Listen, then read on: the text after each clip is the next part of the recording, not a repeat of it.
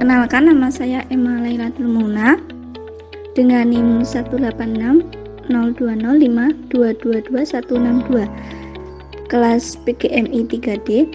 Saya akan menjelaskan materi yang berjudul tentang komponen pengembangan kurikulum. Materi yang pertama yaitu kurikulum sebagai sistem. Kurikulum merupakan suatu sistem yang memiliki komponen tertentu. Sebagai suatu sistem, maka setiap komponen harus saling berkaitan satu sama lain. Apabila salah satu komponen tidak berkaitan dengan komponen lainnya, maka sistem kurikulum secara keseluruhan juga akan terganggu. Sistem kurikulum terbentuk oleh 4 komponen, yaitu komponen tujuan, isi kurikulum, komponen metode atau strategi pencapaian tujuan, dan komponen evaluasi. Komponen-komponen menjadi dasar utama dalam upaya mengembangkan sistem pembelajaran.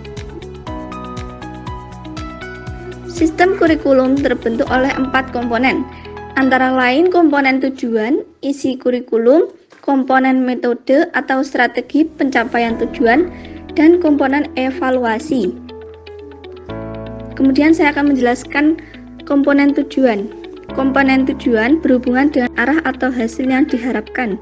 Pada hakikatnya, tujuan kurikulum merupakan tujuan dari setiap program pendidikan, karena kurikulum adalah alat untuk mencapai tujuan pendidikan. Tujuan pendidikan terdiri dari tujuan nasional, instruksional umum, instruksional khusus, institusional, dan kurikuler.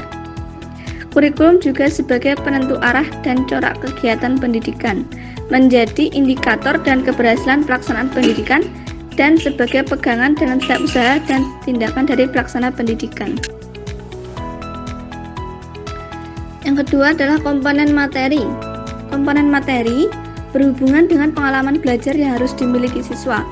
Komponen ini menyangkut aspek pengetahuan atau materi pelajaran yang tergambarkan isi materi pelajaran yang diberikan maupun aktivitas siswa untuk mencapai tujuan yang ditentukan. Kriteria dalam melakukan pemilihan materi kurikulum antara lain sebagai berikut. Isi kurikulum memiliki tingkat kebermaknaan yang tinggi. Isi kurikulum bernilai guna bagi kehidupan. Isi kurikulum sesuai minat siswa. Isi kurikulum harus sesuai dengan perkembangan individu. Yang ketiga, komponen strategi. Strategi pembelajaran berkaitan dengan cara atau sistem penyampaian isi kurikulum dalam rangka penyampaian tujuan yang telah dirumuskan. Strategi menurut Richard Anderson yaitu berorientasi pada guru dan berorientasi pada siswa. Kemudian strategi menurut Macialas yaitu expository dan inquiry. Yang terakhir, strategi menurut Sujana, model delikan, dengar, lihat, kerjakan, model pemecahan masalah, model induktif, model deduktif, model deduktif induktif. Yang keempat, komponen evaluasi. Komponen evaluasi ini ditujukan untuk menilai pencapaian tujuan-tujuan yang telah ditentukan, serta menilai proses implementasi kurikulum secara keseluruhan, termasuk juga menilai kegiatan evaluasi itu sendiri.